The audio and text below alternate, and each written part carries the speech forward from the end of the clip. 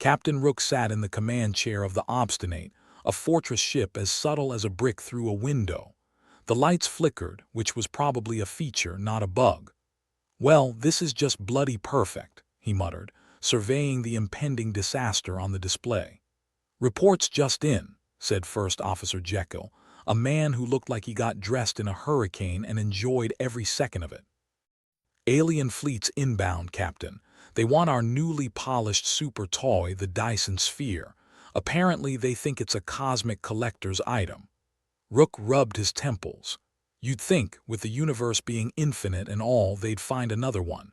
But no, they want ours. "Typical. Maybe they just like what we've done with the place," Jekyll quipped, scratching a beard that seemed to have grown out of sheer spite for any kind of grooming. The crew on the bridge of the Obstinate was a motley collection of Earth's finest misfits, rejects, and overqualified sociopaths. They were the kind of people you'd find at the end of the universe's worst dive bar, which, coincidentally, was exactly where Rook had recruited most of them.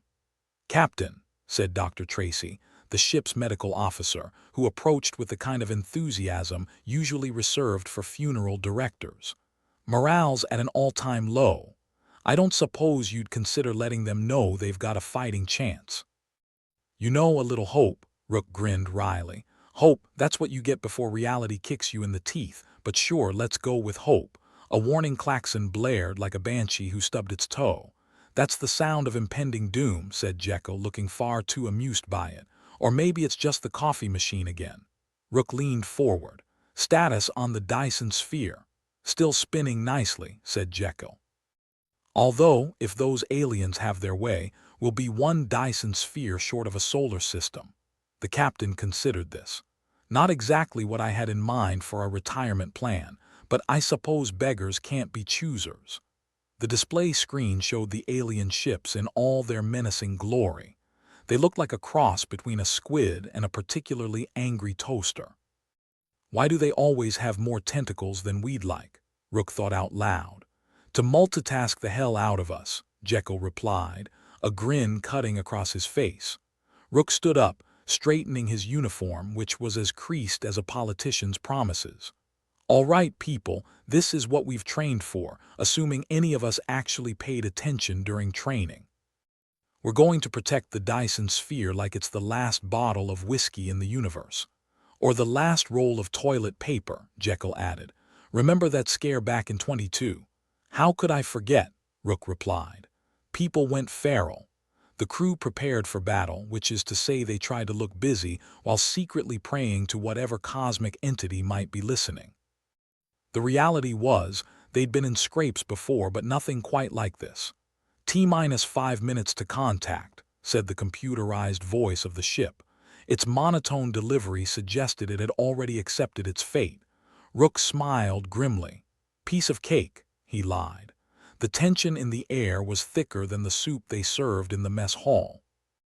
"What's our strategy, Cap?" asked Ensign Barlow, who had the kind of youthful optimism that was generally frowned upon in such grim circumstances. "Strategy? I was thinking of winging it," Rook replied. "Worked for my last marriage." Barlow blinked. "Did it?" "Not really," Rook admitted, "but I'm sure it builds character." The alien fleet edged closer, their ships like sharks circling a stranded dinghy.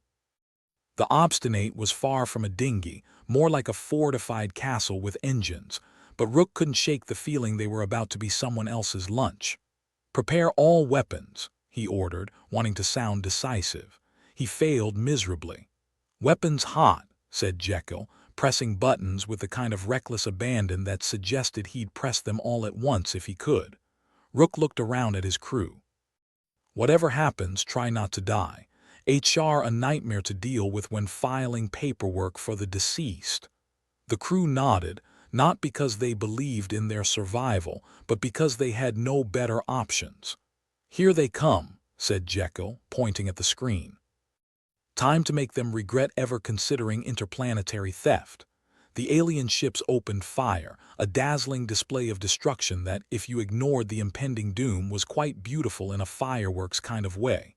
"Return fire," Rook barked. "Let's show them what happens when you mess with Earth's finest." Barlow hesitated. "You mean us, sir?" Don't spoil the moment, Barlow, Rook snapped. The obstinate roared back, its cannons lighting up the darkness like a disgruntled Christmas tree. I'd say we're holding our own, Jekyll said, somewhat surprised. For now. Let's not get cocky, Rook replied. That's usually when things go south. The ship rocked as another volley of alien fire struck. They seem persistent, said Tracy, gripping onto a console. Much like that rash I had back on Betelgeuse. This isn't the time for medical anecdotes, Doc, Rook grunted. Tracy shrugged. Just trying to lighten the mood. The alien fleet pressed closer, their tactics as predictable as a drunken uncle at a birthday party. But even a predictable threat was still a threat, and Rook knew the obstinate could only take so many hits before it became space debris. Captain, Jekyll called out, we're picking up a signal. It's a message from the aliens. Rook raised an eyebrow. A message? What, they want us to surrender so they can claim their prize without breaking a sweat? Jekyll tapped a button, and the alien message crackled through the speakers. It was a harsh, guttural language, like someone gargling gravel while simultaneously arguing with a blender. Does anyone speak angry toaster? Rook asked, half joking. I can translate, said Ensign Barlow, surprising everyone. Took alien linguistics back at the academy. Didn't think it'd come in handy, but here we are. Well, go on then, Rook urged. Let's hear what they've got to say. Barlow listened intently, his brow furrowing in concentration. They say, we have something of theirs. Something they left when they last visited this system. They demand its return or else they'll destroy us and take it by force. Rook laughed, a sharp, humorless sound. Let me guess, they think we nabbed their Dyson sphere, which was just floating around minding its own business. Typical.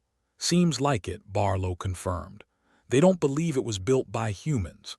That's insulting, Jekyll interjected. Sure, we're not known for our subtlety, but give us some credit. I say we tell them to take it up with the complaint department, Rook said, his tone dripping with sarcasm. Oh wait, that's us. The ship's hull shuddered again, reminding everyone of their precarious situation. Rook knew they had to act fast, or they'd all be scattered across the cosmos like breadcrumbs. Open a channel, Rook ordered, his voice steady despite the chaos around him. Jekyll complied, and Rook cleared his throat. This is Captain Rook of the Obstinate. You seem to have mistaken our Dyson sphere for a lost pet. I assure you it's ours, and we've got the receipts to prove it. We suggest you disengage before things get sticky. The reply came quickly, a low growl of alien threats that Barlow translated with a grim expression. They say our refusal is unacceptable. They're preparing a final assault. Of course they are, Rook sighed, rubbing his temples again. Why did I think diplomacy would work? Because we're all secretly masochists, Jekyll offered with a grin. Rook shot him a look. Prepare for evasive maneuvers. I want every weapon ready to fire. If they want a fight, we'll give them one they won't forget. The crew sprang into action, their movements efficient despite the tension that crackled like static in the air. This was at the moment where they'd either prove themselves or become just another cautionary tale in the annals of space warfare. The alien ships powered up their weapons, energy pulsating across their hulls like a neon sign advertising doom. Rook watched the screens intently, calculating their next move with the precision of a man who'd gambled his last credit on a hand of cards.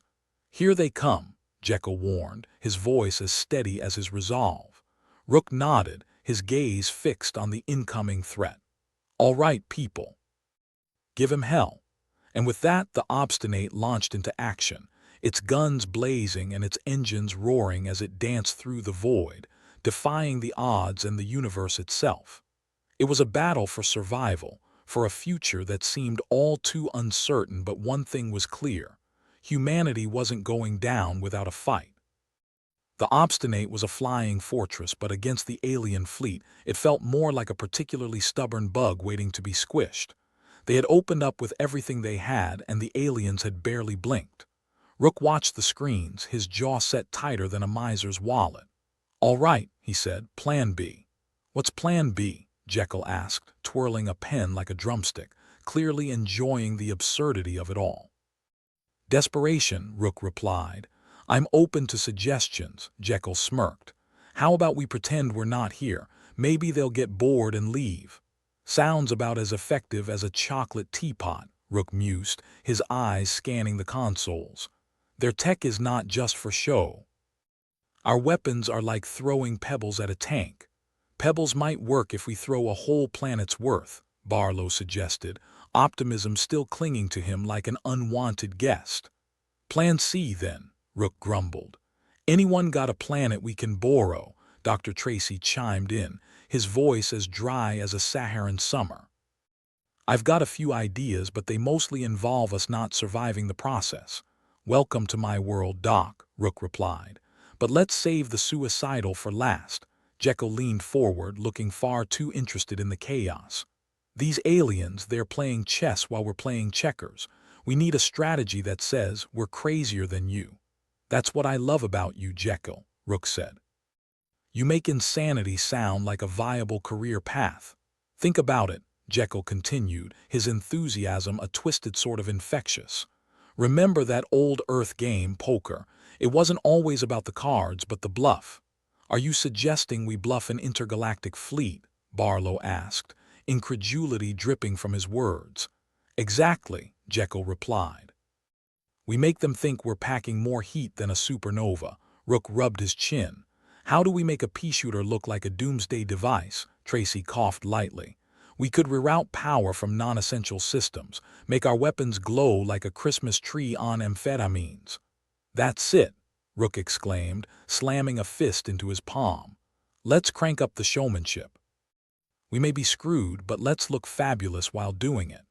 The crew set to work, fingers dancing over controls like they were auditioning for a space-age symphony.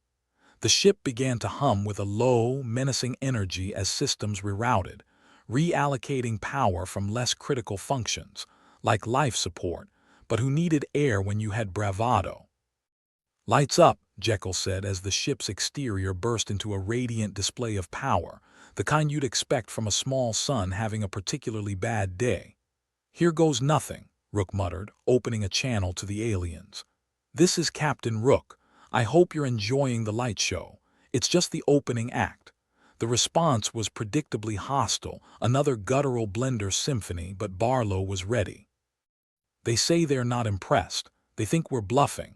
Rook grinned, a feral baring of teeth. Then let's give them something to think about. The obstinate surged forward, weapons blazing in a kaleidoscope of colors.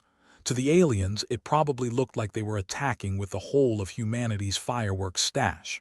The alien ships hesitated, their formation wavering under the unexpected onslaught. Looks like they're buying it, Jekyll said, sounding both surprised and delighted. Or they're just confused, Tracy offered. Either works. We need more than confusion, Rook said. We need them running scared. How about we give them a taste of human ingenuity, Barlow suggested. Rook arched an eyebrow. I'm listening. Remember those old Earth radio broadcasts? Barlow continued. The ones that freaked everyone out. You mean the alien invasion hoax? Jekyll asked, catching on. Exactly. Let's broadcast our own invasion threat. Make them think we've got reinforcements. Rook nodded slowly, the plan clicking into place. We can use our comms array, amplify the signal. Let's see how they like a little psychological warfare. With the crew working at fever pitch, they crafted a signal meant to mimic an incoming fleet from depths unknown. It was all smoke and mirrors, a grand illusion that would either save them or doom them.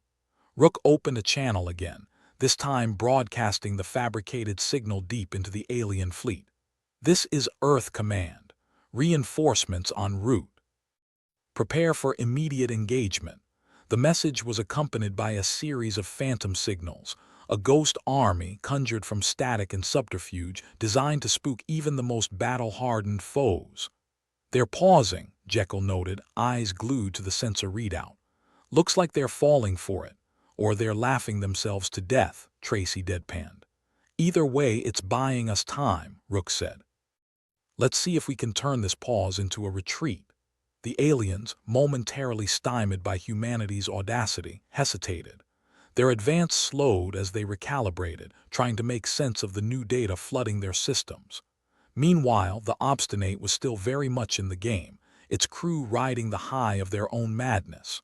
Rook knew they were skating on thin ice, but right now, it felt damn good to be skating at all.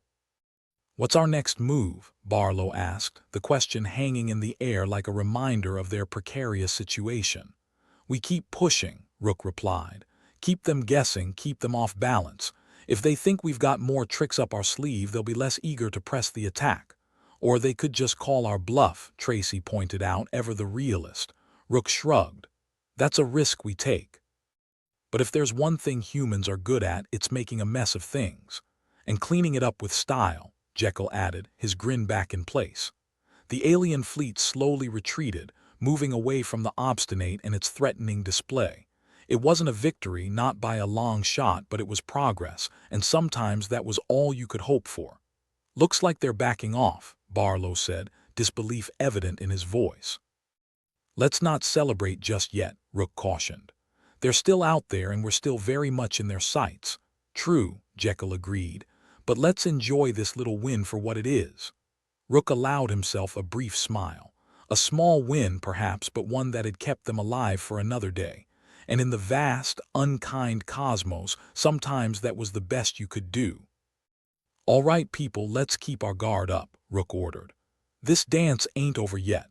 The crew nodded, the camaraderie of shared danger binding them together. They had faced death and found a way to laugh in its face, if only for a moment. As the Obstinate held its ground against the retreating fleet, Rook couldn't help but feel a surge of pride. They were just one ship in an indifferent universe, but they'd proven that sometimes it wasn't the size of your guns that mattered. It was the size of your bluff. "Next step?" Jekyll asked, the adrenaline still coursing through him. "We keep working on real solutions," Rook said.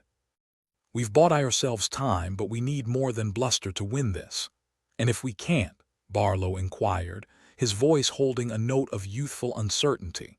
"Then we go down swinging," Rook replied with a wry grin. "But let's not write that chapter just yet." The Obstinate settled back into an uneasy calm, its systems whirring as they recalibrated from the energy surge. It wasn't over, far from it, but for now they'd managed to keep the wolves at bay. Rook turned to face his crew, a motley collection of misfits and daredevils. They'd stared down annihilation and come out the other side with their spirits intact. They were battered but not broken, and in the brutal expanse of space, that was no small feat. "Let's be ready for whatever comes next," Rook said, his voice steady. "Because I guarantee you this isn't the last we'll see of them." The crew nodded, their resolve renewed. They were up against insurmountable odds, but they had something those aliens could never understand.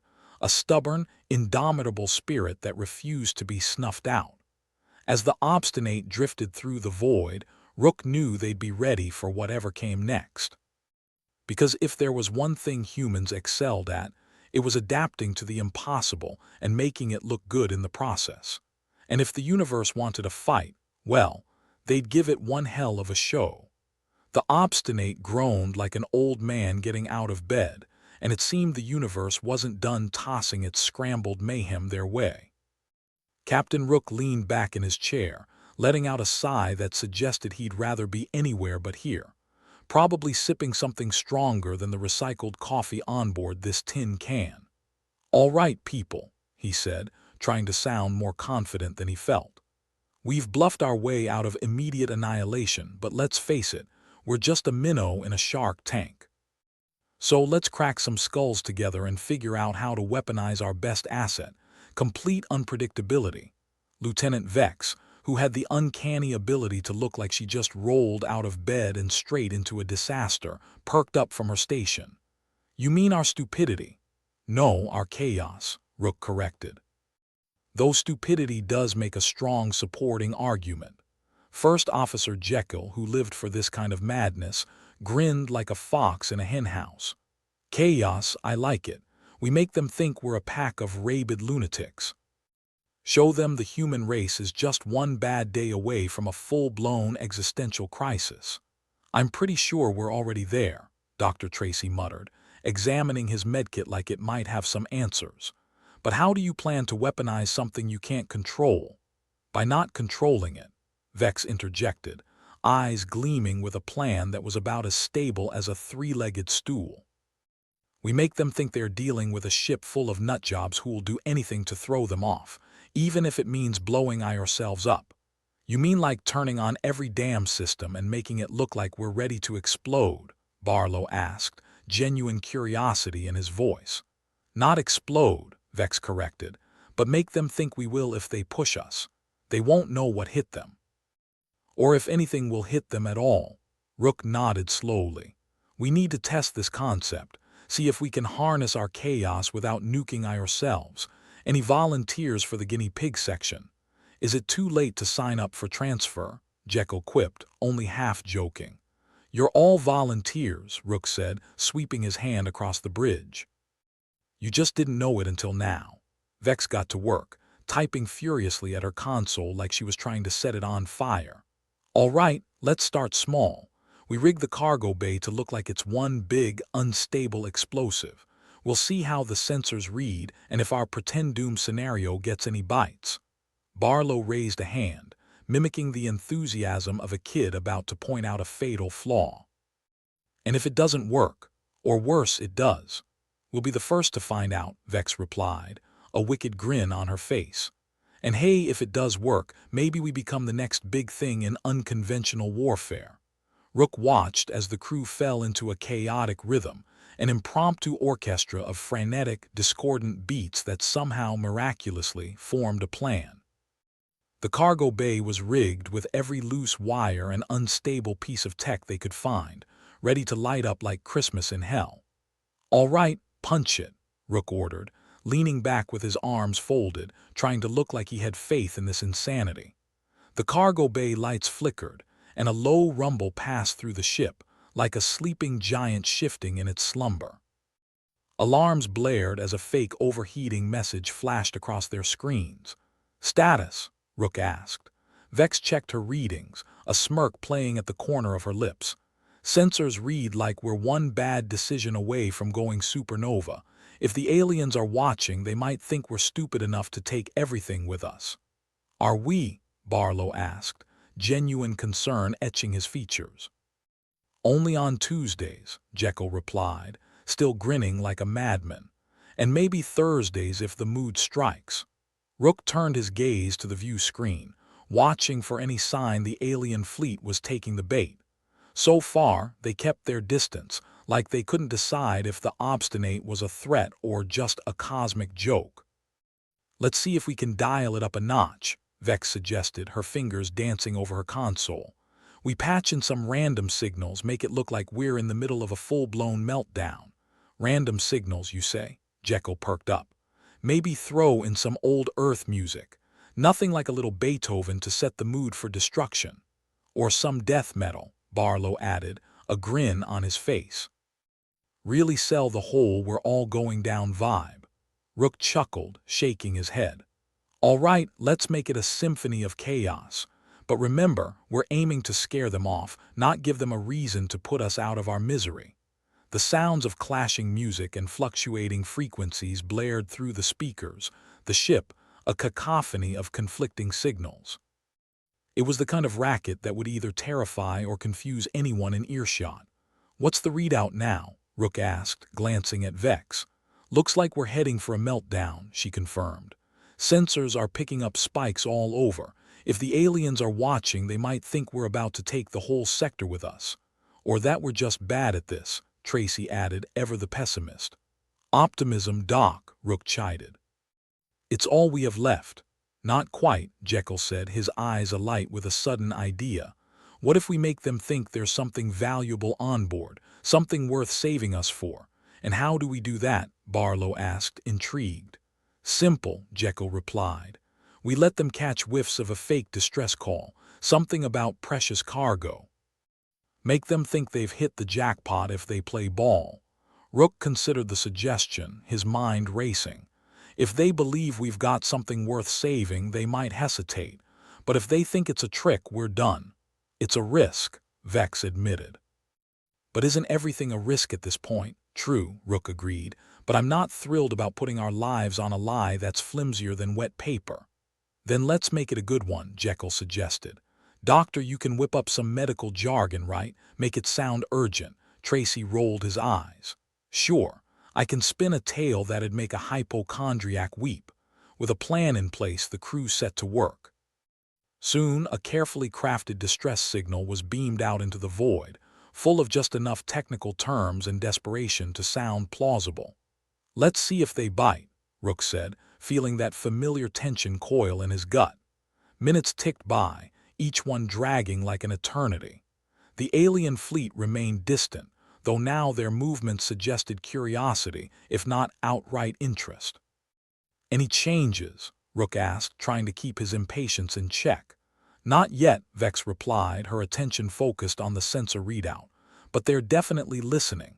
Here's hoping they like what they hear, Jekyll said, leaning back in his chair, his eyes gleaming with mischief. Or they're just waiting for us to implode, Tracy added. Either will do, Rook replied with a crooked smile. For now, let's keep the pressure on, make them think twice about rushing in. Back on the bridge, the crew remained vigilant, ready to react to the slightest shift in the alien fleet's demeanor. Captain, Vex called out, her tone carrying a note of urgency. They're moving. Looks like they are repositioning closer to us. Rook leaned forward, eyes narrowing as he analyzed the data. Could be good, could be bad. Let's stay sharp.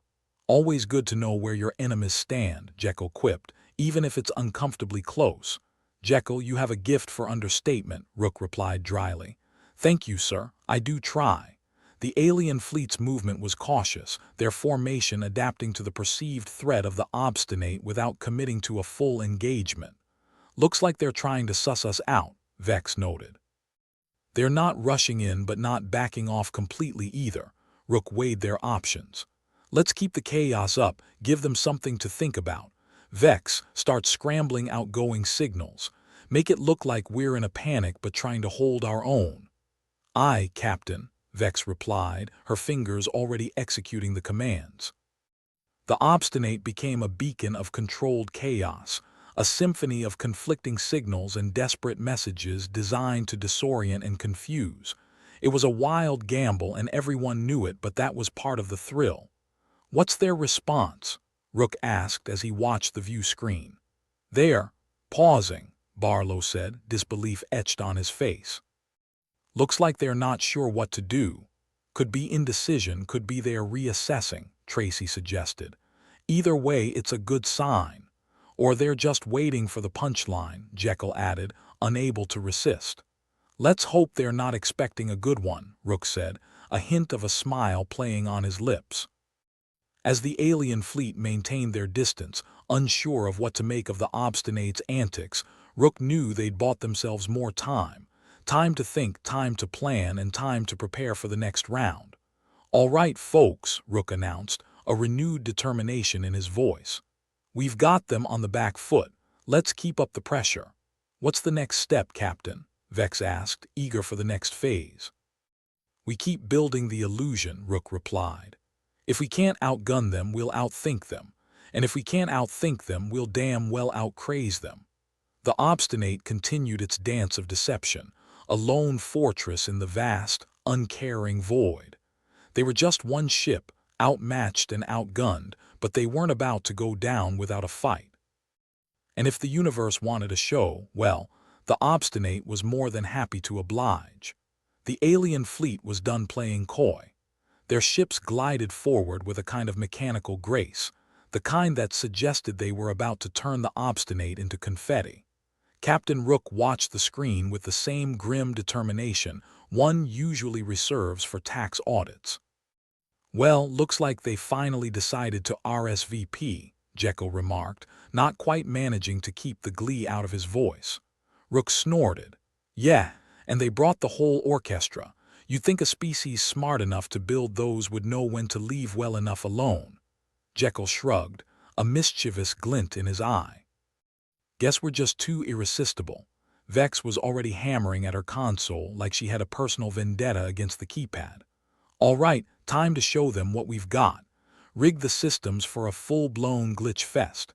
If we're going to look like we're falling apart, let's make it Oscar-winning. Let's hope they don't have any critics on board, Dr. Tracy muttered, his face a portrait of skeptical stoicism. The ship shuddered violently as the first alien salvo struck, the kind of shudder that suggested the Obstinate was rethinking its life choices. Alarms blared and the lights flickered like a dive bar after last call. "Shields holding?" Rook asked, the words half drowned out by the cacophony of chaos. "For now," Vex replied, her voice calm and detached, like someone reading the weather report. "But they're hitting us harder than a debt collector on payday." "Lovely," Rook said, gripping the armrests of his chair. "Let's give them the VIP tour. Jekyll, crank up the random signals. See if we can make them think we've got gremlins in the works." "Already on it," Jekyll said, grinning as he worked. The ship system seemed to take on a life of their own, lights flashing, consoles beeping, the whole place going full techno-rave. "So, just another Tuesday then," Barlow quipped, trying for bravado and landing somewhere near resigned acceptance. "Exactly," Jekyll replied. "The day we make chaos look good."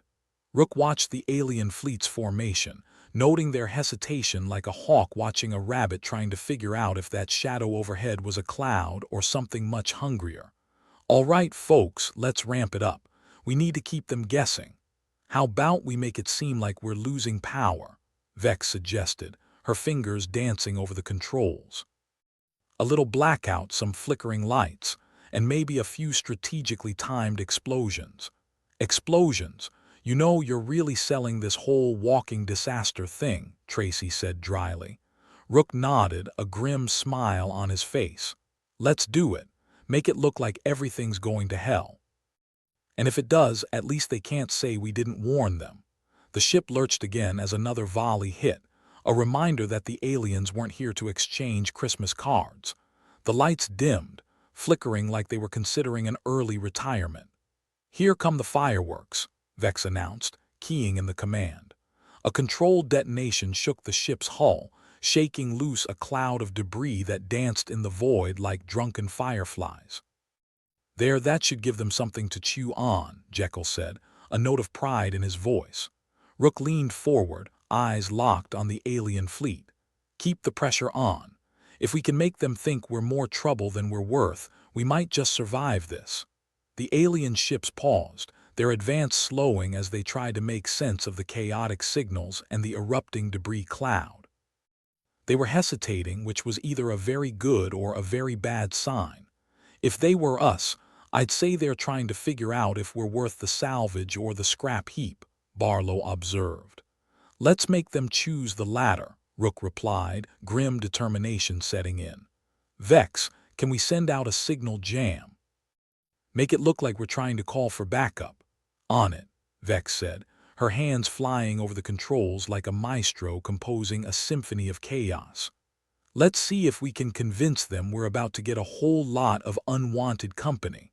The Obstinate sent out a burst of distorted signals, a frantic SOS that promised reinforcements just around the corner. It was a bluff, of course, but they were banking on the aliens being just paranoid enough to buy it. "Any bites?" Rook asked, his eyes flicking between the view screen and the data readouts.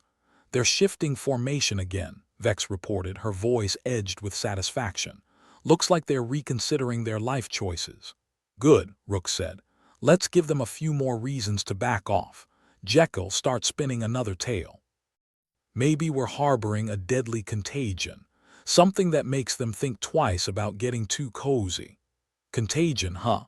I can work with that," Jekyll replied, already crafting a message that painted the Obstinate as the galaxy's most unwanted biohazard. Dr. Tracy cast a skeptical glance in Rook's direction. "You know, if this doesn't work, we might be the ones to catch something." At this point, Doc, catching anything other than laser fire sounds like a nice change, Rook said with a dry smile. As the distress message went out, the alien fleet continued to hover at the edge of engagement, their indecision palpable even through the cold void of space. They were holding back, and that gave the crew of the Obstinate a much-needed sliver of hope.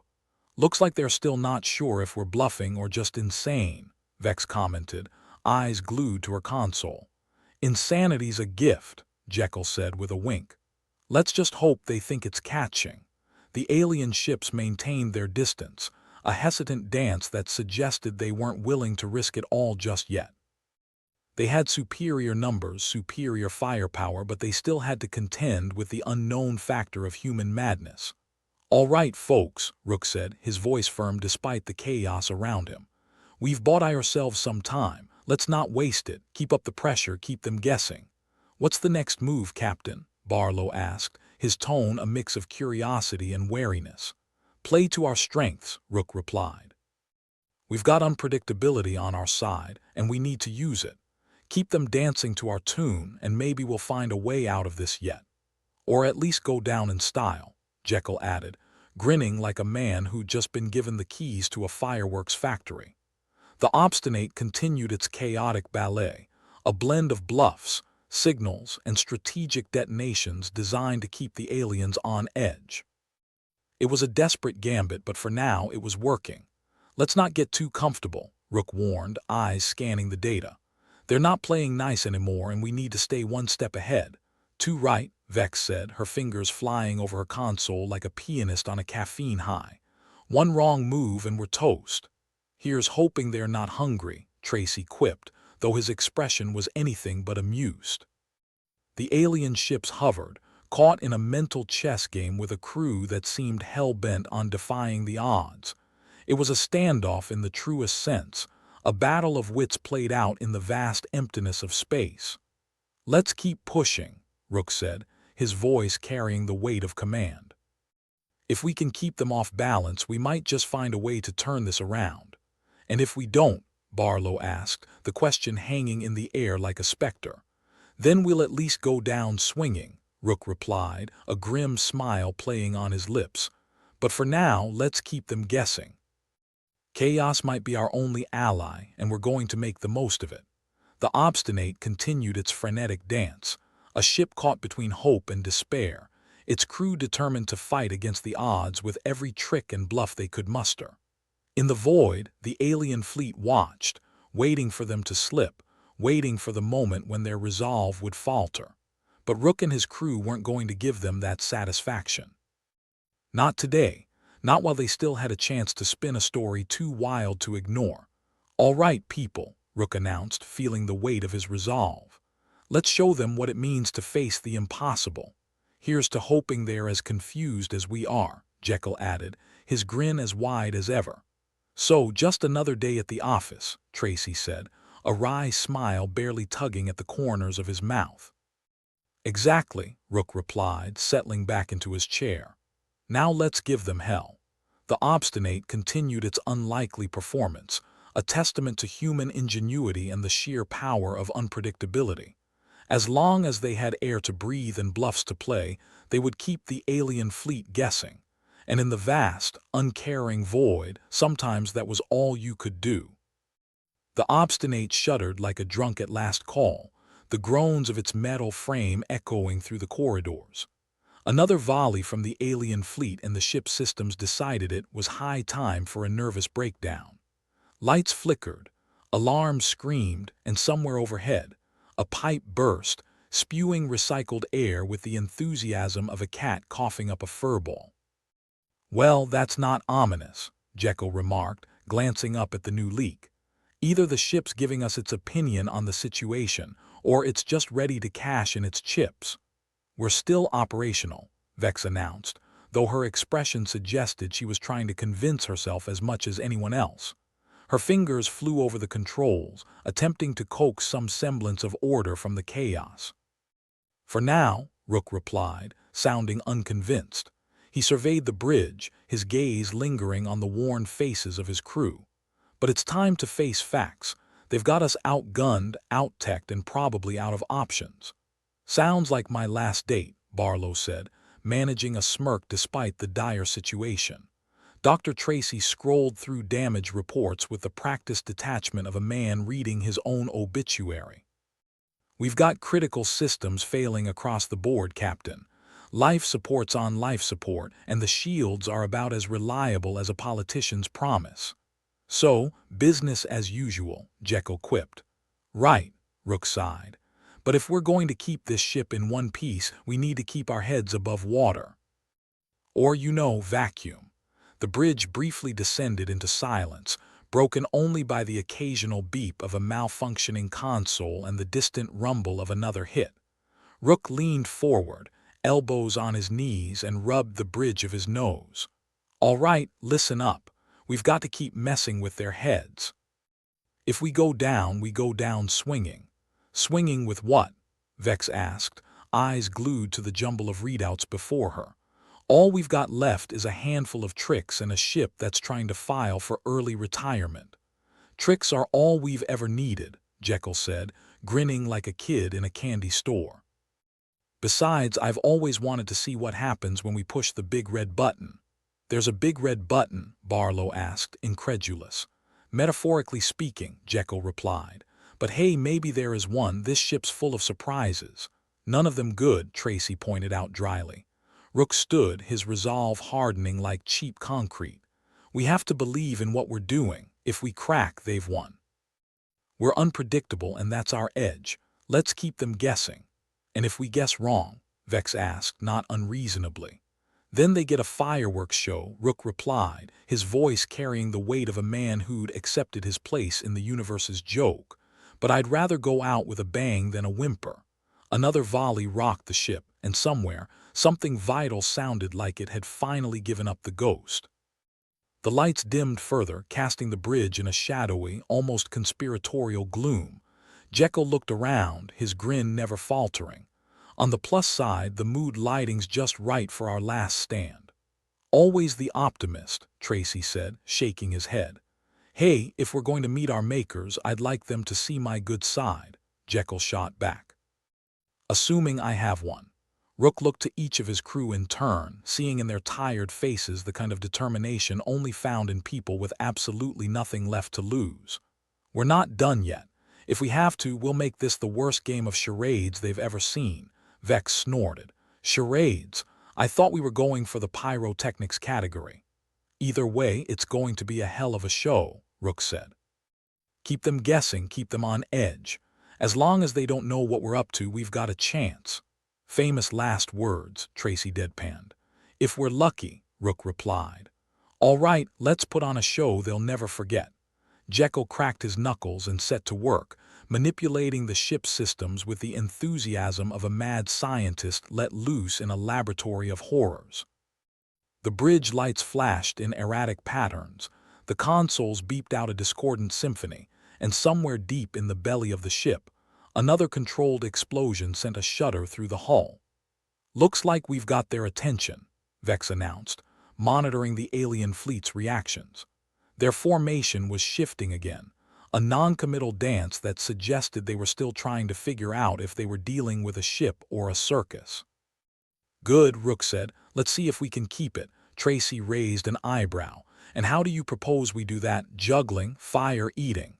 "I was thinking more along the lines of making them think we're harboring a superweapon," Rook said. "Something they'd hesitate to get too close to." Barlow chuckled darkly. "You mean besides us?" "Exactly," Rook replied. "Jekyll, can you rig something up that looks like we're charging a weapon? Something big and flashy." Jekyll grinned, a gleam of mischief in his eye. "Consider it done, Captain. If they're buying this crazy act, we may as well sell it wholesale." "Best salesperson in the business," Vex noted, watching her console as Jekyll went to work. The bridge lights flickered again, more power surges rippling through the ship's systems. The Obstinate was straining under the weight of its own chaos, yet it continued to hold together with the stubbornness of a mule that had seen one too many plowshares. "All right, folks," Rook said, his voice carrying a note of grim determination. "This is our darkest hour, but it's not over yet. We're going to keep pushing, keep fighting, and keep them on their toes. Until we run out of tricks," Barlow said quietly. "Then we improvise," Rook replied. "We're humans, it's what we do best." Another blast rocked the ship, and this time the lights didn't flicker, they went out entirely. The bridge was plunged into darkness, the only illumination coming from the console's emergency backup power. "Looks like someone forgot to pay the power bill," Jekyll quipped, unfazed. "Or they've finally decided to shut us down," Tracy suggested. Not on my watch, Rook said, his eyes adjusting to the dim light. We're not done yet. Vex, can you get those lights back on? I'll see what I can do, Vex replied, her fingers working deftly across the controls. But it'll take a minute. Make it quick, Rook said. We need to keep up the illusion. The bridge remained in shadow, a fitting tableau for their current predicament. The crew worked by the pale glow of the consoles, the tension palpable in the air, an unspoken understanding that they were all standing on the precipice. All right, Rook said, breaking the silence. We've got them on edge. Let's keep them there. Jekyll, how's that big, flashy weapon coming? Almost there, Jekyll replied, his voice tinged with excitement. Just a few more tweaks and we'll have them thinking twice about getting any closer. Good, Rook said. Let's make it count. The lights flickered back to life, the ship systems humming back into a semblance of functionality. The bridge was illuminated once more, revealing the faces of a crew who'd seen more than their fair share of the absurd. The cavalry's not coming, folks, Rook said, his voice resolute. We're on our own and it's up to us to see this through. We've faced worse odds before and come out on top. Name one time, Tracy challenged, though his tone was more curious than confrontational. Rook paused, a slight grin playing at the corners of his mouth. That time when Jekyll tried to cook, Jekyll chuckled. Hey, that was an experiment. Sure, Barlow said, deadpan. An experiment in how fast we could evacuate a galley. Laughter broke the tension, if only for a moment. It was a reminder that they were still human, still capable of finding humor even in the blackest of situations. All right, Rook said, sobering. Let's finish this. Jekyll, fire up that fake weapon. Vex, keep the signal jam going. And the rest of you, brace for whatever comes next. The crew sprang into action, their movements efficient and practiced despite the madness swirling around them. They were a small, stubborn band standing against the tide, clinging to the thin hope that their insanity could pull them through. Jekyll executed the final command, and the ship hummed with the simulated power of an imaginary superweapon. On the view screen, the alien fleet held steady, still wary, still undecided. They're hesitating, Vex reported, her voice edged with cautious optimism. It might just be working. Let's not count our chickens before they hatch, Tracy warned, a note of skepticism in his voice. We're not out of the woods yet. No, Rook agreed, his gaze fixed on the alien ships. But for now, we're still in the game.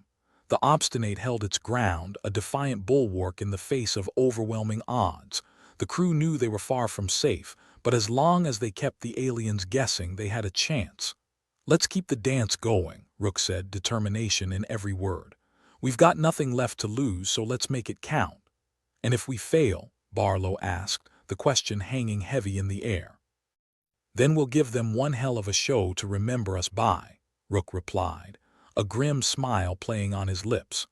The crew of the Obstinate faced the uncertain future with courage born of desperation, their resolve unbroken even as the universe conspired against them. They were humanity's last gamble, a testament to the indomitable spirit that refused to be crushed. And so, with chaos as their ally, they continued to fight against the odds, determined to survive, thrive, or die trying. The Obstinate was a ship that had seen better days. Hell, it had probably seen better centuries. Lights blinked wearily, consoles buzzed with the enthusiasm of a hungover intern, and the whole thing felt like it might dissolve into space dust at any moment. But for now, it held together under the tenacity of duct tape and misplaced optimism. Captain Rook surveyed his crew, his expression a mix of grim determination and the kind of resignation you see on a man who's just realized his favorite bar has been turned into a vegan cafe. He cleared his throat. All right, folks, let's keep the act going. We've got a few more tricks up our sleeves, right? Jekyll was busy at his station, fiddling with the controls like he was trying to hotwire a car. Sure thing, Captain. We've got tricks for days. Course, some might backfire and blow us all to hell, but that's just part of the fun. Barlow, the crew's comic relief, leaned back in his chair, feet up on the console like he was lounging at a beachside resort rather than a sinking spaceship. And here I thought I'd be bored today. Can't have that, Rook replied dryly. Vex, how's the signal jam holding up? Vex, whose chaotic mane of hair could scare the bravest of souls, flashed a thumbs up. Still jamming, Captain. Those aliens aren't getting a single suggestion for better insurance policies through these airwaves. Dr. Tracy, ever the voice of reason, or at least the closest thing they had to it, interjected. You know, if we had more time, I'd suggest we just sit down and talk it out with them. Diplomacy and all that. Jekyll snorted. Sure, Doc. Maybe they'd be open to a cozy chat over recycled coffee. Tracy grimaced at the mention of the ship's infamous brew. I think they'd declare war on us for that alone. Rook chuckled, but his eyes remained fixed on the view screen where the alien fleet hovered like a bad omen. All right, Jekyll, what's next on our agenda of madness? Firing up the fake superweapon, Jekyll said, fingers dancing over the controls. And I might have accidentally rerouted some power from life support to make it look extra convincing. Tracy's eyebrows shot up, nearly hitting the ceiling. Accidentally, you say? Hey, it's not like we're using all that oxygen, Jekyll shot back innocently. Think of it as downsizing.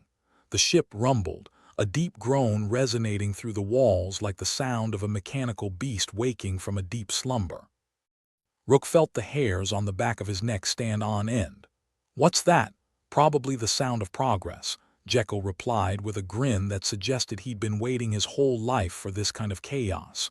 Vex's console beeped with a kind of urgency that couldn't be ignored. Captain, the aliens are shifting positions again. They're definitely wary of whatever it is we're pretending to have. Good, Rook said. Let's keep them guessing. We're not just a ship. They need to think we're their worst damn nightmare. More like a bad dream where they forgot to wear trousers, Barlow added, ever the master of imagery. Just then, a sudden jolt rocked the ship, sending an assortment of loose items tumbling across the bridge. Rook grabbed the edge of his chair to steady himself. Status report. Vex glanced at her console, her eyes widening in disbelief. Captain. It seems our superweapon just did something, scared them enough that they've started shooting at each other. Rook blinked. They're shooting at each other? Yeah, Vex confirmed, her voice tinged with incredulity. It's like they think one of their own has gone rogue. We might have just sparked an alien civil war. Jekyll let out a delighted laugh. Well, I'll be damned. Stupidity wins again. Rook couldn't help but grin, though it was a grin laced with the insanity of their situation. Keep the ruse going. This is our chance.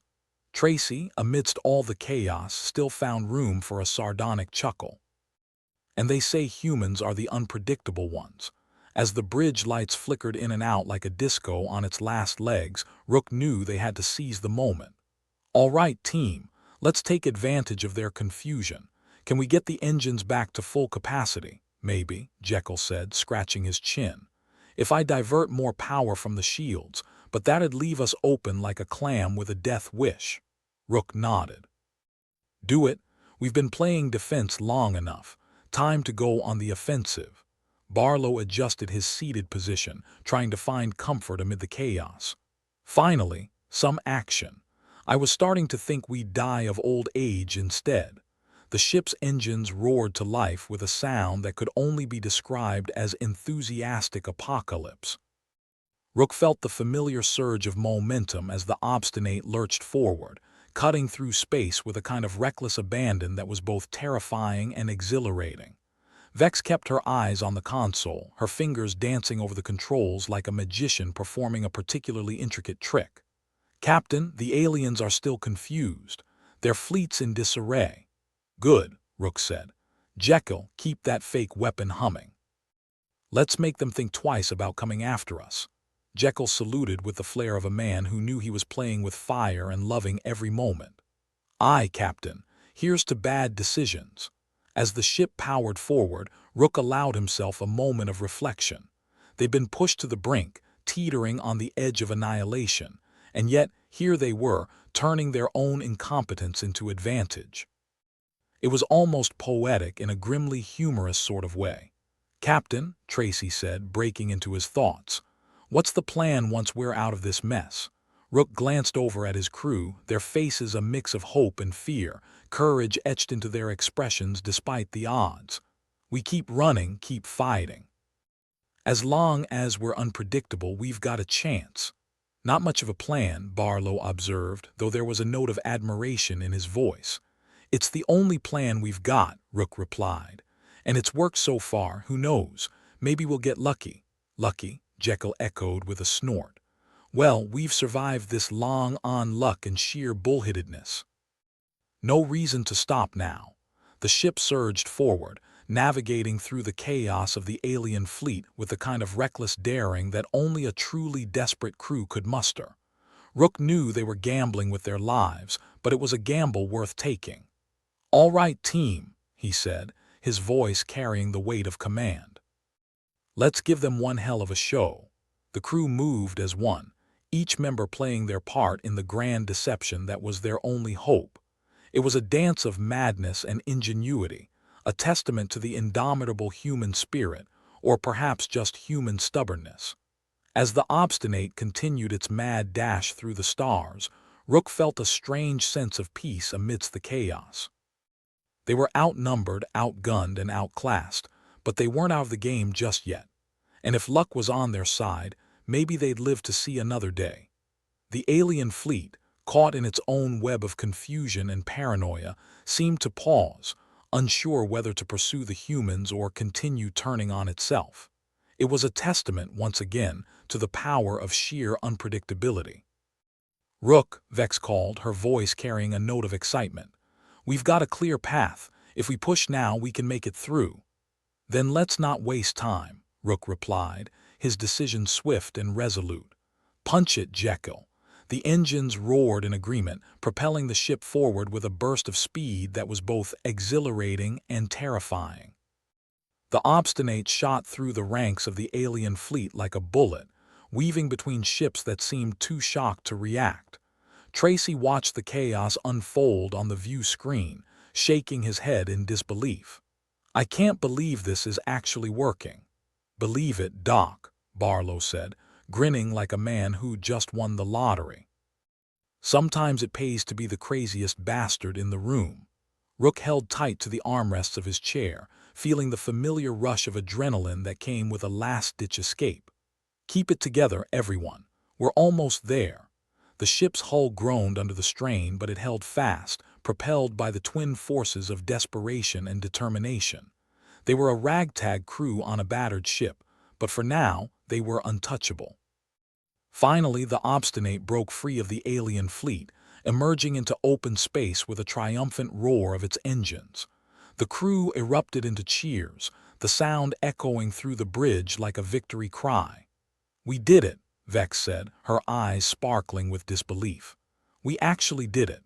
"Of course we did," Jekyll said, his grin as wide as ever. "I never doubted us for a second." "You didn't?" Tracy asked, raising an eyebrow. "Well, not much," Jekyll admitted with a shrug. "But I always figured if we went down, we'd do it with style." Rook leaned back in his chair, allowing himself a moment to savor their improbable victory. They'd faced impossible odds and come out on top, if only for now. The universe was a vast and dangerous place, but they'd carved out their own small corner of it. "For now," he said, his voice calm amidst the turmoil. "We've bought ourselves some time. Let's make it count." The crew nodded in agreement, their relief palpable. They were a team forged in the fires of adversity, and they'd live to fight another day. As the Obstinate soared through the stars, Rook couldn't help but feel a sense of pride in his crew. They were flawed, irreverent, and occasionally downright insane, but they were his crew. And that was enough. And so, with chaos as their unlikely ally, they continued on their journey, determined to survive against the odds. The universe might be vast and unforgiving, but they'd proven that even in the darkest of times, humanity could endure. And they'd do it with a smile. The Obstinate barreled through the void, a mechanical beast held together by duct tape, sheer will, and a healthy dose of madness. It was a miracle it hadn't fallen apart, but miracles were in short supply. Desperation and dumb luck, however, seemed to be in abundance.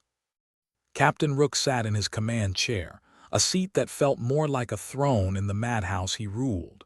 He watched his crew scramble with the exuberance of kids let loose in a candy store with a stolen credit card.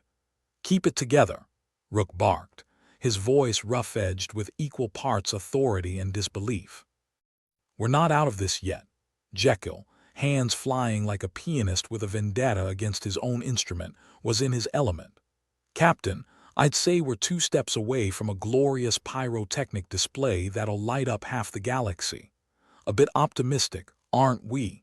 Tracy interjected. "The good doctor's version of optimism was an extra year on your terminal diagnosis." Jekyll flashed a grin that could ignite a bonfire. "Hey, it's either optimism or panic, and I'm out of paper bags." The bridge was a cacophony of alarms and shouts, the kind of atmosphere that would give OSHA nightmares.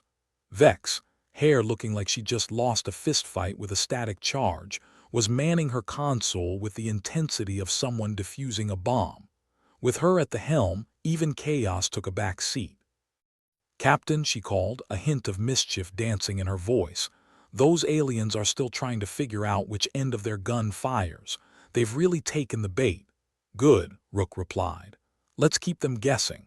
Confusion is our best ally right now." Barlow, ever the king of couch comfort, stretched his legs with a yawn. "It's nice when the universe's biggest threat is dumber than we are.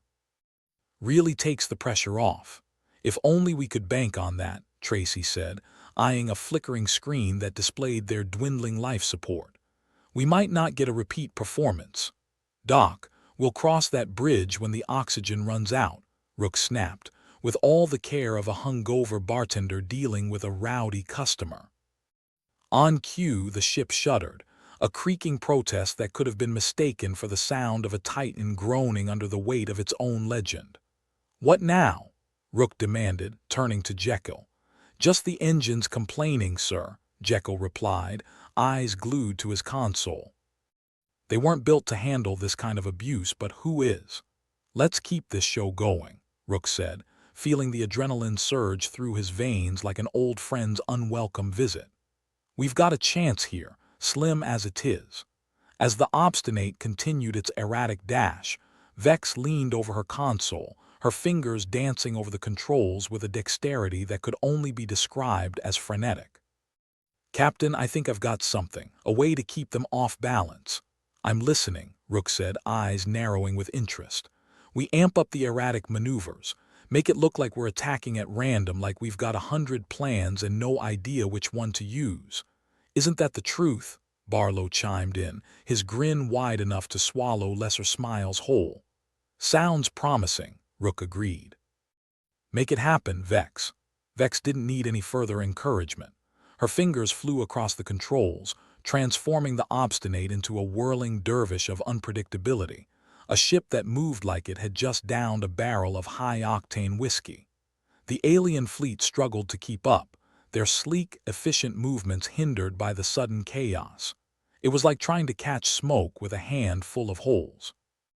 The aliens, masters of precision, were flummoxed by the very concept of madness. "Captain," Jekyll said, his voice tinged with a dark kind of glee, "it's working. They can't predict us. Hell, I can't predict us."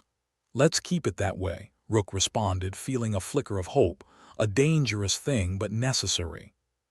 Tracy, who'd taken a moment to steady his nerves with a deep breath, added, "It's a high-wire act with no net. If they catch on, we're finished."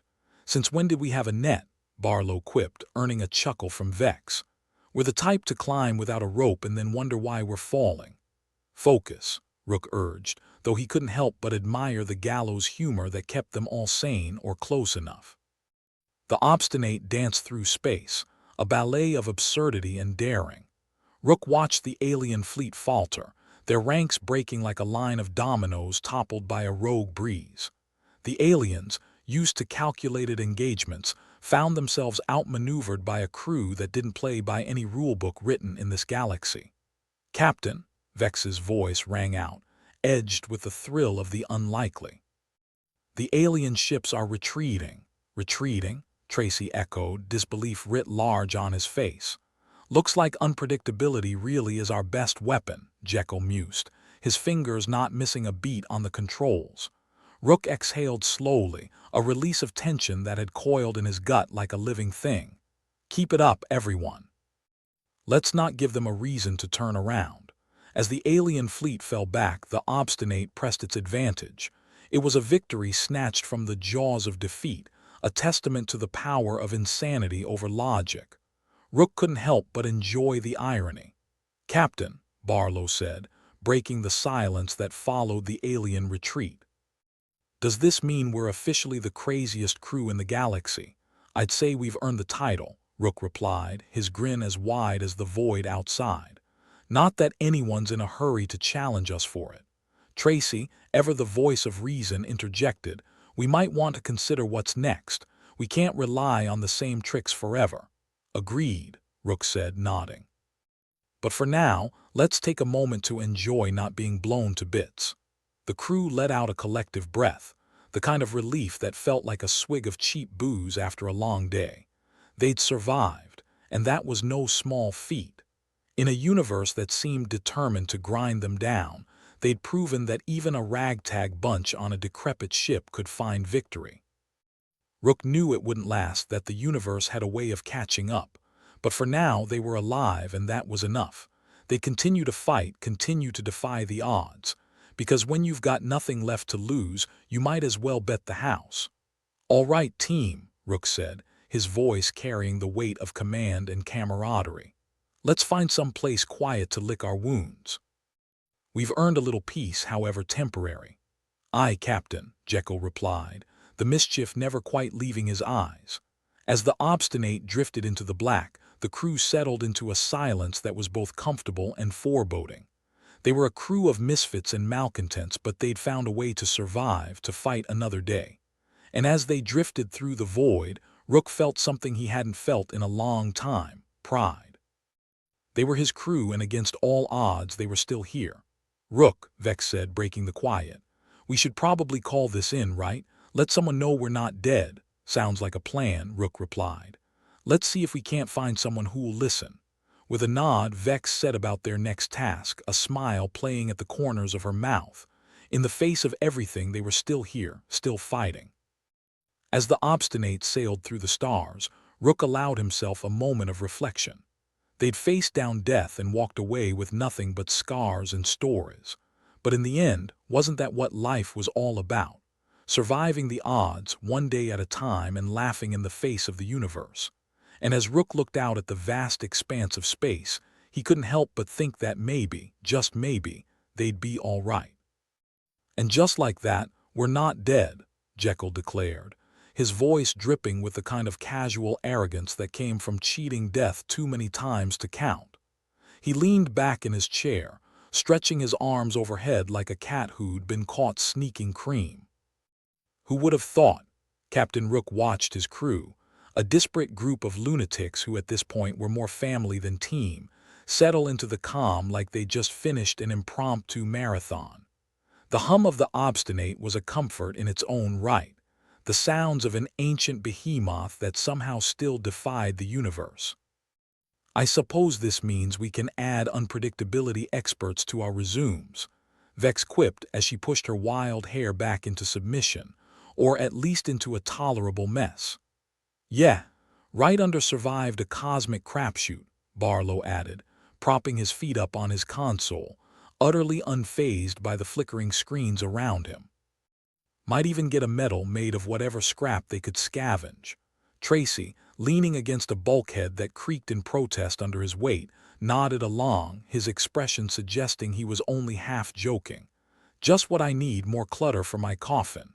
"Cheer up, Doc," Rook said, a small but genuine smile pulling at his lips. "We're alive." "That's got to count for something." Tracy shrugged, a gesture that conveyed the kind of resigned acceptance only a doctor aboard a ship like Obstinate could muster. "Until the next inevitable catastrophe, anyway." "Let's not get ahead of ourselves," Rook replied, but his voice softened with camaraderie. "We might actually have a moment to breathe." The crew settled into a relaxed chaos, each person finding their own way to process the fact that they were still among the living. It was a rare luxury aboard the Obstinate, where the only thing more common than repair emergencies was recycled coffee that tasted like regret brewed twice. "So what's next, Captain?" Jekyll asked, rolling his head to look at Rook, a glint of mischief still bright in his eyes. Rook considered that. In the grand scheme of things, they just pulled off a miracle, outsmarting a fleet that should have wiped them from the stars like an afterthought. But the universe, with its infinite supply of bad luck and worse ideas, wasn't going to be kind forever. "We find somewhere to dock," Rook said finally, his decision as solid as the ship was not. "Some quiet corner where we can catch our breath and patch up the old girl." Vex snorted, a sound that somehow managed to be both amused and derisive. "You mean find somewhere that won't charge us an arm for docking fees? Maybe just a finger or two?" Barlow chuckled, the sound rich and full of an odd sort of glee. "Good luck with that. Last place we tried to dock wanted us to pay in whatever our souls were worth. I told them they'd be getting the short end of that deal." As they laughed, the tension that had woven itself into their bones began to unwind.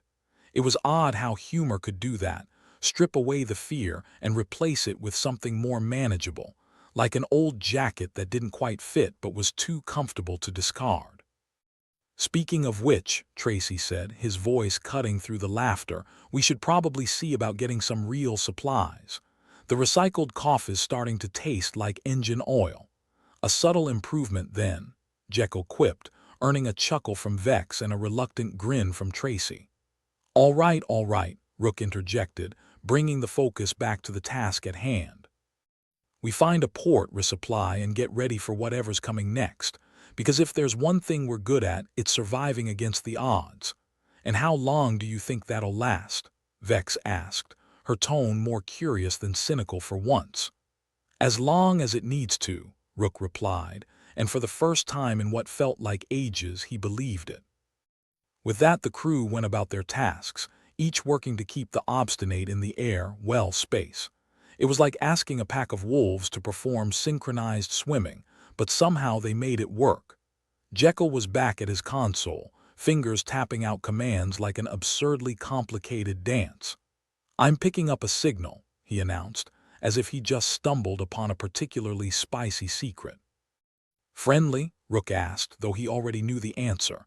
Nothing in their lives was ever that simple. "About as friendly as a bear with a toothache," Jekyll replied, his grin unrepentant. "Well, isn't that lovely?" Tracy muttered, leaning in closer to get a better view. "Another set of problems we don't need." Vex adjusted something on her console, the screens around her flaring with data. "Looks like they're broadcasting on old frequencies. Could be scavengers, maybe someone from the old alliances. Or pirates," Barlow added, not bothering to sound concerned. "Everyone loves a good pirate story." "I doubt they'll be the yo-ho-ho variety," Rook said, eyes narrowing as he considered their options. "But either way, let's avoid making any new enemies today." "Sound reasoning," Tracy agreed, folding his arms as he watched the exchange with a wry twist of his lips. The Obstinate continued its lumbering course through the void, a beast of burden that refused to bow to the whims of fate. Rook watched the stars drift past, wondering how something so vast could feel so oppressive. "Captain," Vex said, breaking his reverie, "we found a place. It's a hub, a bit off the beaten path, but they might not charge us an arm and a leg. Maybe just a kneecap." "Perfect," Rook replied, the hint of a smile playing across his face. "Set a course." As the crew went about their work, the familiar rhythm of the Obstinate lulled them into a sense of security. It was a dangerous thing, security, but they would take what they could get. "So," Jekyll said, eyes twinkling with mischief as he glanced at Rook, "what's the plan for when we get there? Recruit some help or just see who we can con out of supplies?" Rook chuckled, the sound low and genuine. "We'll play it by ear. Adaptability been our best weapon so far. And maybe find a mechanic who won't faint at the sight of this rust bucket," Barlow added, earning a laugh from the rest of the crew. The Obstinate might have been a patchwork of failures and near misses, but it had heart, something that couldn't be quantified or replicated by any technology, no matter how advanced. It was a testament to human ingenuity, to the refusal to surrender even when all logic screamed for it. As they approached the hub, the ship settled into a steady hum, the sound of a beast ready for rest but still poised for action. Rook watched his crew, each person an essential cog in the machine they'd become, a machine that had defied the odds and survived, not through strength, but through sheer bloody-mindedness. The docking procedure was as smooth as they could hope for, given the circumstances. The hub was a sprawling complex, a hive of activity that seemed almost alive, a stark contrast to the emptiness they'd just escaped. "Welcome to paradise," Jekyll said, with a grand sweeping gesture towards the view beyond the ship. "Paradise if you like grimy ports and the smell of desperation," Tracy replied, though his tone held a note of affection. "Better than the alternative," Vex said, her gaze sweeping over the bustling bay, eyes peeled for potential threats. As they disembarked, each crew member seemed to breathe a little easier, though none would dare admit it. There was safety here in the chaos, anonymity among the throngs. "First priority, supplies," Rook said, his voice taking on the authoritative edge that only came with true leadership. "Then see if we can patch up the ship. If we're lucky, we might even have enough left over for a proper drink. A chance to taste something that doesn't come from a cup of recycled disappointment," Barlow asked, a hopeful gleam in his eyes. "One can dream," Rook replied, though he knew dreams rarely matched reality. The hub was a mass of noise and light, a chaotic symphony of life that defied the silence of space. Vendors hawked wares, crew from all over the galaxy mingled, and somewhere in the background, a distant hum suggested engines always in motion. As they wandered the market, Rook couldn't help but feel a sense of camaraderie with those around him. Each person here was a survivor, living on the scraps of civilization, defying the universe in their own way. "Think we'll find what we need?" Tracy asked, glancing at Rook as they moved through the crowds. "I'm counting on it," Rook replied, his gaze locking onto a vendor advertising repair kits with the enthusiasm of a used car salesman. "Or we'll improvise. And if that fails?" Vex asked, her eyes narrowing as she scanned the area for potential threats. "We'll make it work," Rook said, his confidence unshakable in that moment. "We always do." The crew split up, each person taking a section of the market to scour for what they needed. It was a dance they knew well, a routine as familiar as the ship beneath their feet. As Rook negotiated with a particularly stubborn vendor, Jekyll appeared at his side, a mischievous grin lighting up his face. "Guess what I found?" "Please tell me it's something useful," Rook replied, though his curiosity was piqued. "A contact," Jekyll said, lowering his voice to a conspiratorial whisper. "Someone who might be able to point us in the right direction. Maybe even offer a job or two." Rook raised an eyebrow, considering the possibilities. "Think they are trustworthy?" "As trustworthy as anyone in this line of work," Jekyll admitted, but the glint in his eyes told Rook everything he needed to know. "Then let's pay them a visit," Rook decided. "Worst case, we get some intel. Best case, we walk away with more than we came for." The two of them wove through the crowds, a pair of shadowed figures moving with purpose. The contact was an unassuming figure, blending into the masses with practiced ease, but there was a spark of intelligence in their eyes that suggested they were more than they seemed. "Captain Rook," the contact greeted, their voice a smooth blend of accents that made it impossible to place. "That's me," Rook replied, keeping his tone casual but alert. "This is Jekyll, my first officer." The contact nodded, a polite gesture that hinted at more knowledge than they let on. "I hear you're in need of supplies. And possibly a few good friends," Jekyll added, his trademark grin never leaving his face.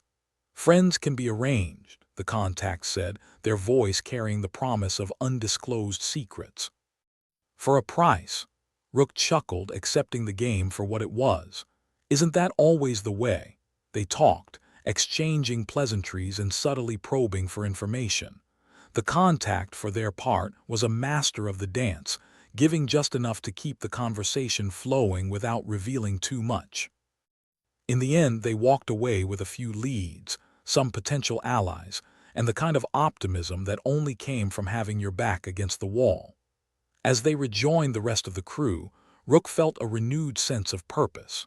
They'd survived against impossible odds, outsmarted a vastly superior enemy, and managed to keep their ship in one piece. It was a testament to the strength of human ingenuity, the kind of stubbornness that defied logic and dared the universe to do its worst. "Back to the ship?" Vex asked, nodding towards the obstinate where it sat waiting, a beacon of hope in a galaxy that offered little. "Back to the ship," Rook agreed, his voice steady with the kind of confidence that came from knowing what they were capable of. As they made their way through the bustling hub, each person seemed to carry a spark of pride, a small flame that defied the vastness of space and the inevitability of entropy. They were the crew of the obstinate, and they were still here, still fighting. Because in the end, what else was there? As they boarded the ship, the familiar hum of the engines surrounded them, a comforting embrace that spoke of home. Rook settled into his chair, watching his crew with a sense of satisfaction that was rare in this line of work. They'd survived, and they'd continue to do so against all odds, because that was what they did, defy the universe, one insane,